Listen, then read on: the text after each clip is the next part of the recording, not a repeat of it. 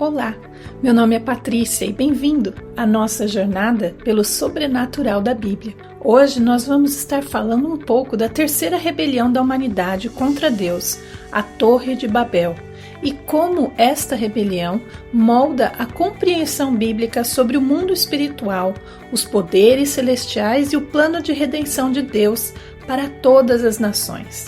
Na cosmovisão bíblica, o caos no mundo e a corrupção das nações são frutos de 3 rebeliões espirituais. A primeira, que aconteceu lá no Jardim do Éden, que nós lemos em Gênesis capítulo 3. A segunda, nós lemos no Gênesis capítulo 6 sobre a corrupção dos filhos de Deus com mulheres, filhas dos homens, gerando então os Nefilins. E a terceira rebelião, nós lemos em Gênesis 11 sobre a Torre de Babel, uma rebelião coletiva da humanidade contra Deus. Após o dilúvio, quando Noé sai da arca com seus filhos e as esposas dos seus filhos, Deus repete a ele a mesma ordem que ele deu a Adão: multipliquem-se e encham a terra. Mas a humanidade, os descendentes de Noé, decidem fazer exatamente o oposto. Eles se unem para construir uma cidade, uma torre, fazer um nome para si, desafiando o plano de Deus. Esta história nós lemos em Gênesis 11, versículos de 1 a 9. No mundo todo havia apenas uma língua, um só modo de falar. Saindo os homens do Oriente, encontraram uma planície em Sinear e ali se fixaram. Disseram uns aos outros: vamos fazer tijolos e queimá-los bem. Usavam tijolos em lugar de pedras e piche em vez de argamassa. Depois disseram: vamos construir uma cidade com uma torre que alcance os céus. Assim o nosso nome será famoso e não seremos espalhados pela face da terra. O Senhor desceu para ver a cidade e a torre que os homens estavam construindo. E disse o Senhor: eles são um só povo e falam uma só língua. E começaram a construir isso. Em breve nada poderá impedir o que planejam fazer. Venham, desçamos e confundamos a língua que falam, para que não entendam mais uns aos outros. Assim o Senhor os dispersou dali por toda a terra, e pararam de construir a cidade. Por isso foi chamada Babel, porque ali o Senhor confundiu a língua de todo o mundo. Dali o Senhor os espalhou por toda a terra. Mas o texto de Gênesis 11 não é o único que fala sobre este evento. O texto de Deuteronômio capítulo 32, versículos 8 e 9, é essencial para compreendermos como os escritores bíblicos e as pessoas daquela época também viam a origem das nações. Quando o Altíssimo separou os povos, marcou as fronteiras das nações, dando a cada uma o seu próprio Deus, mas escolheu Israel para ser o seu povo. Interessante que em português quase todas as versões que eu procurei e traduções da Bíblia diz filhos de Israel, ao invés de filhos de Deus. E aí então encontramos alguns argumentos para refutar essa versão. Nos manuscritos mais antigos, como os rolos do Mar Morto, foi encontrado no rolo sobre esta passagem a expressão filhos de Deus, Beni Elohim, em vez de filhos de Israel. Um outro argumento: Israel só passou a existir depois do evento de Babel. O chamado de Abraão só acontece no capítulo 12 de Gênesis. Então não tem como ler que Deus marcou as fronteiras das nações de acordo com os filhos de Israel, se Israel ainda nem existia. Voltando em Gênesis 11, na passagem da Torre de Babel, Deus não apenas confundiu as línguas, ele deserdou as nações, entregando-as à administração de seres espirituais. Cada nação passou a ter um Deus regente espiritual, enquanto Israel foi reservado para o próprio Deus. E daí, quando lemos sobre o chamado de Abrão, que deu origem ao povo de Israel, começamos a entender o restante da história dos livros do Antigo Testamento. Passamos a entender o conflito espiritual entre o Deus de Israel contra os outros deuses, das nações e o motivo das nações sempre estarem em oposição hostil contra o povo de Israel. Essa entrega a outros deuses também lemos em Romanos 1, onde Paulo fala que Deus entregou a humanidade aos seus próprios desejos e à idolatria, que é a adoração a outros deuses. Voltando em Gênesis capítulo 10, versículos de 6 a 12. Nós vamos conhecer ali um homem chamado Nimrod, descendente de um dos filhos de Noé. Estes foram os filhos de Cã, Cush, Misraim, Fute e Canaã. Estes foram os filhos de Cush, Sebá, Avilá, Sabtá, Raamá e Sabtecá. Estes foram os filhos de Raamá, Sabá e Dedã. Cush gerou também Nimrod, o primeiro homem poderoso na terra. Ele foi o mais valente dos caçadores e por isso se diz valente como Nimrod. No início, o seu reino abrangia Babel, Ereque, Acade e Calné, na terra de Sinear. Dessa terra, ele partiu para a Síria, onde fundou Nínive, Reobote-ir, Calá e Rezém, que fica entre Nínive e Calá, a grande cidade. Então Nimrod é descrito como o primeiro homem poderoso na terra, que no original é Gibor. O nome Nimrod é símbolo de rebelião e torna-se o fundador de civilizações que mais tarde oprimiram a Israel, a Assíria e a Babilônia. A Torre de Babel, que eles tanto queriam construir, na verdade, era um zigurate, uma estrutura usada para tentar atrair divindades, um portal entre o céu e a terra, mas fora dos termos de Deus. O real propósito para a construção desta torre era trazer o divino ou os deuses para a terra, como era no Jardim do Éden, que com certeza eles haviam ouvido histórias dos seus antepassados. Eles queriam uma conexão com o divino, com o espiritual, mas em seus próprios termos, não de acordo com os termos de Deus. O que nos conecta com uma das parábolas de Jesus em Mateus 22, onde um rei chama os convidados para a festa de casamento de seu filho, mas os convidados, no dia da festa, começam a recusar e dão desculpas, e até mesmo matam alguns dos servos do rei que vieram lhes lembrar da festa. Então o rei diz aos seus servos para irem às ruas e convidarem a todos, e quando a festa começa, o rei chega na festa para ver os seus convidados e acha um homem que não está vestido com as vestes próprias para o casamento, o que nos lembra que aquele homem queria estar no casamento, sim, mas de acordo com seus próprios termos, não de acordo com o rei que o convidou. Vamos voltar então em Gênesis. Nós lemos então no versículos 4 de Gênesis 11 que Nimrod e os seus seguidores disseram: vamos construir uma cidade com uma torre que alcance os céus. Assim o nosso nome será famoso e não seremos espalhados pela face da terra. Os filhos de Noé eram Sem, Cão e Jafé. Jafé, cujo nome significa aquele que se espalha, com os seus descendentes se espalhou para a Europa e partes da Ásia. Os descendentes de Sem se espalharam principalmente pelo Oriente Médio e parte da Ásia, e um dos seus filhos, Éber, foi quem deu origem ao povo hebreu. Já um dos descendentes de Cão, Nimrod, com a sua família e seguidores, decidiram construir uma cidade e uma torre e queriam que o nome deles fosse famoso, o que nos dá mais uma dica que estavam fazendo o contrário à vontade de Deus. Quando Deus chama Abrão no capítulo 12, ele diz que o engrandecerá e fará o nome de Abrão famoso. Nimrod e os seus seguidores, eles decidiram construir a torre porque eles não queriam ser espalhados pela face da terra.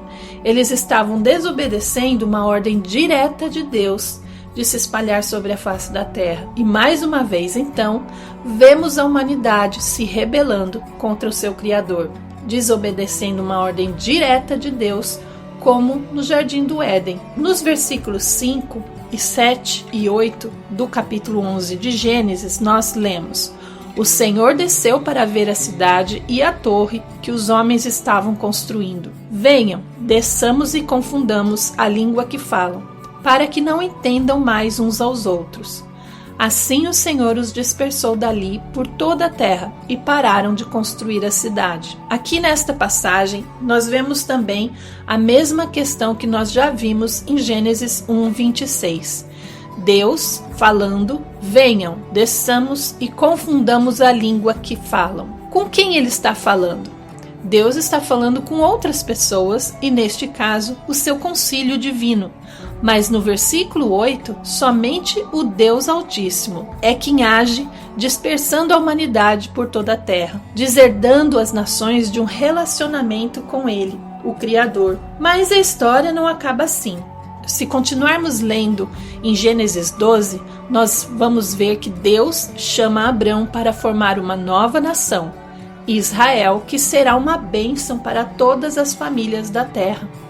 Israel será o canal da redenção para as nações deserdadas. Em Deuteronômio 32, versículo 4, nós lemos: a porção do Senhor é o seu povo, Jacó é a parte da sua herança. Deus nunca chamou Abrão e os seus descendentes para governarem as nações, mas sim para serem uma nação santa, de sacerdotes, representantes de Deus para todos os povos. Enquanto as nações seguiam seus próprios deuses, Israel seria uma nação de sacerdotes, um povo separado para representar o Deus Altíssimo entre as nações. Pode parecer um pouco estranho quando lemos que o restante das nações foram colocadas sob a liderança e autoridade de outros membros do concílio divino do Deus Altíssimo, e que essas nações foram designadas a deuses inferiores, príncipes, como julgamento e punição em Babel. Mas é o que lemos quando Moisés estava instruindo o povo de Israel antes de entrarem na terra prometida. Deuteronômio capítulo 4, versículos de 15 a 20. No dia em que o Senhor lhes falou do meio do fogo em Horebe, vocês não viram forma alguma. Portanto, tenham muito cuidado, para que não se corrompam e não façam para si um ídolo, uma imagem de qualquer forma semelhante a homem ou mulher, ou a qualquer animal da terra, ou a qualquer ave que voa no céu, ou a qualquer criatura que se move rente ao chão, ou a qualquer peixe que vive nas águas debaixo da terra. E para que, ao erguerem os olhos ao céu e virem o sol, a lua e as estrelas, todos os corpos celestes, vocês não se desviem e se prostrem diante deles, e prestem culto àquilo que o Senhor, o seu Deus, distribuiu a todos os povos debaixo do céu. A vocês o Senhor tomou e os tirou da fornalha de fundir ferro, do Egito, para serem o povo da sua herança, como hoje se pode ver. E por esta razão é que o povo de Israel foi criado por Deus e ordenado a não adorar nenhum outro Deus, porque os outros deuses inferiores o Senhor já havia distribuído aos povos debaixo do céu. Eles eram para as outras nações. E a tarefa desses deuses inferiores também era de apontar para o Deus Altíssimo, o Criador de todas as coisas, julgar com justiça e não aceitar adoração. Mas com o tempo, esses deuses atribuídos às outras nações corromperam-se e passaram a exigir adoração, sacrifícios, e começou a desviar os povos do Deus verdadeiro. Como lemos no Salmo 82, Deus estava ali repreendendo esses deuses porque eles não governaram as nações com justiça. Vamos ler Salmo 82. Deus se levanta na Assembleia Divina. Até quando vocês vão absolver os culpados e favorecer os ímpios? Garantam justiça para os fracos e para os órfãos. Mantenham os direitos dos necessitados e dos oprimidos. Livrem os fracos e os pobres. Libertem-nos das mãos dos ímpios. Nada sabem, nada entendem. Vagueiam pelas trevas. Todos os fundamentos da terra estão abalados. Eu disse: vocês são deuses. Todos vocês são filhos do Altíssimo. Todavia morrerão como meros homens, cairão como qualquer outro governante. Estes seres espirituais, deuses, eles falharam em sua missão e por isso Deus decretou um julgamento sobre eles. Eles perderão a sua posição e no final serão removidos e julgados. E é o que veremos no fim dos tempos. Deus julgará estes seres espirituais, estes deuses, por governarem com injustiça. Quando lemos em Deuteronômio 4, versículos 19 e 20, e vou repetir aqui mais uma vez, e para que, ao erguerem os olhos ao céu e virem o sol, a lua e as estrelas, todos os corpos celestes, vocês não se desviem e se prostrem diante deles, e prestem culto àquilo que o Senhor, o seu Deus, distribuiu a todos os povos debaixo do céu. A vocês o Senhor tomou e os tirou da fornalha de fundir ferro, do Egito, para serem o povo da sua herança, como hoje se pode ver. Na antiguidade e até mesmo nos dias de hoje, as pessoas acreditavam que os deuses eram os corpos celestes, o sol, a lua, estrelas, planetas. Como eles não tinham o conhecimento que nós temos hoje, científico, de planetas, estrelas, do espaço, eles associavam as divindades deles, o mundo espiritual, ao exército do céu. E é por isso que Deus avisa o povo de Israel a não adorarem estas divindades, que eram representadas pelos corpos celestes. Deuteronômio 29 é muito interessante, porque Moisés estava falando para esta nova geração que cresceu no deserto antes de entrarem na terra prometida. E ele então fala sobre se Israel algum dia fosse expulso da terra prometida, as pessoas iriam dizer: o que aconteceu? E no versículo 24 nós lemos: todas as nações perguntarão: por que o Senhor fez isto a esta terra? Por que tanta ira e tanto furor? E a resposta será: foi porque este povo abandonou a aliança do Senhor, o Deus dos seus antepassados, aliança feita com eles quando os tirou do Egito.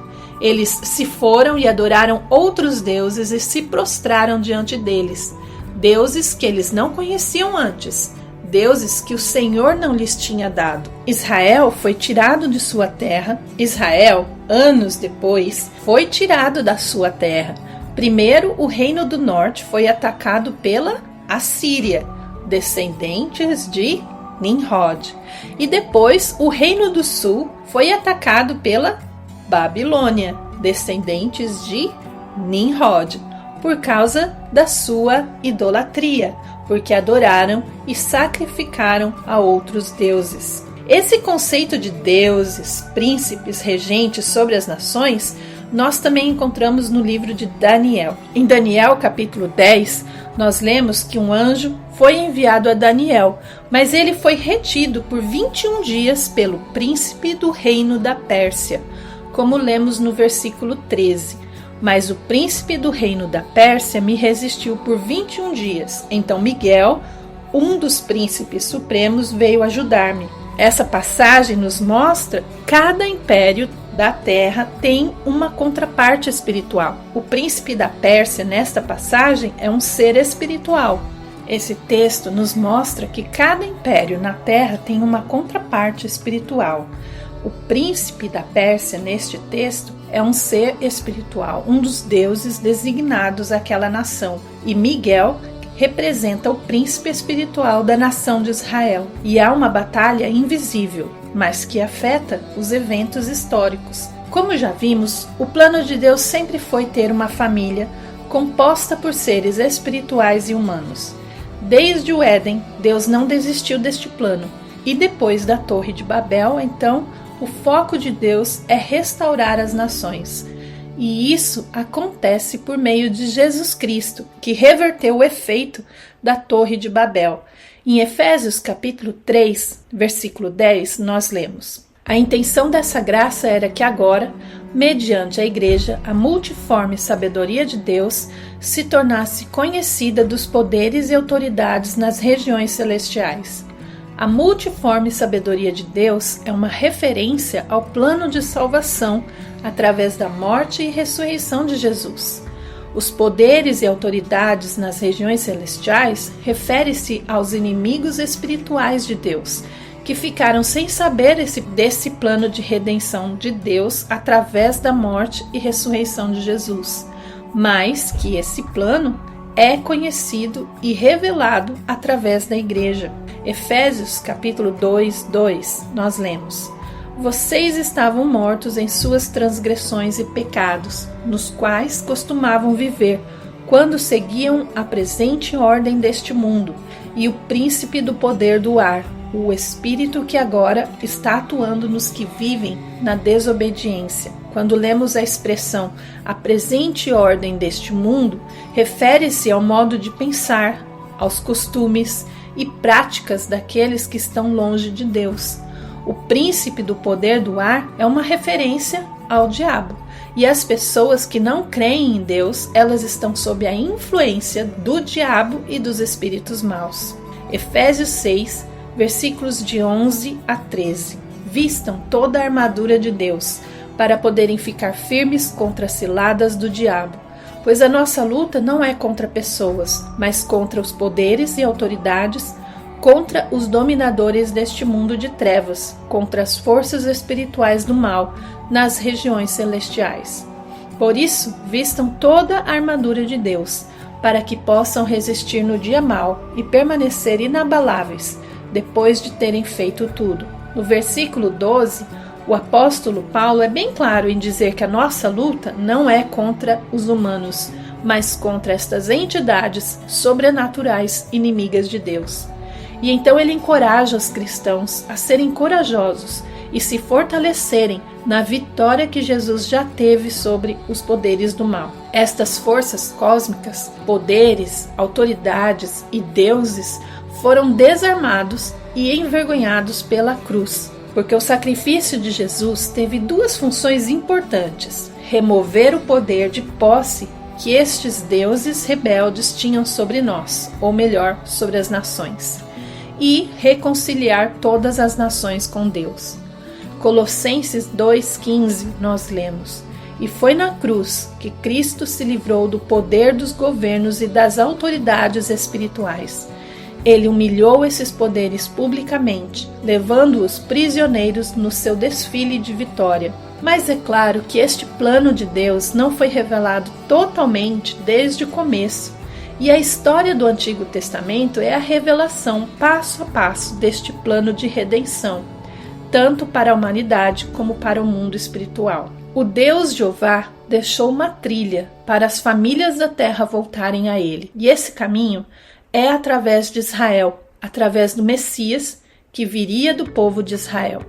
Quando Paulo pregou aos filósofos de Atenas, ele disse, em Atos 17, versículos 26 e 27, De um só fez ele todos os povos, para que povoassem toda a terra, tendo determinados tempos anteriormente estabelecidos e os lugares exatos em que deveriam habitar. Deus fez isso para que os homens o buscassem e talvez, tateando, pudessem encontrá-lo, embora não esteja longe de cada um de nós. E para concluirmos este episódio de hoje, por que isso importa? A Torre de Babel é um momento decisivo onde Deus traça as linhas de uma batalha mundial. Mas ele também inicia um plano de salvação começando com Abraão e depois Israel para trazer o Messias. Hoje, a igreja é o novo povo sacerdotal, chamados a tornar conhecido o Deus verdadeiro entre as nações, lutando não contra pessoas, mas contra poderes espirituais. A geografia espiritual, definida lá no episódio em Babel, só será revertida plenamente com o retorno de Cristo. E no próximo episódio da nossa série sobre o sobrenatural da Bíblia, vamos explorar mais sobre esta geografia espiritual e como ela conecta outras passagens ao plano eterno de Deus. Um grande abraço, que Deus nos abençoe.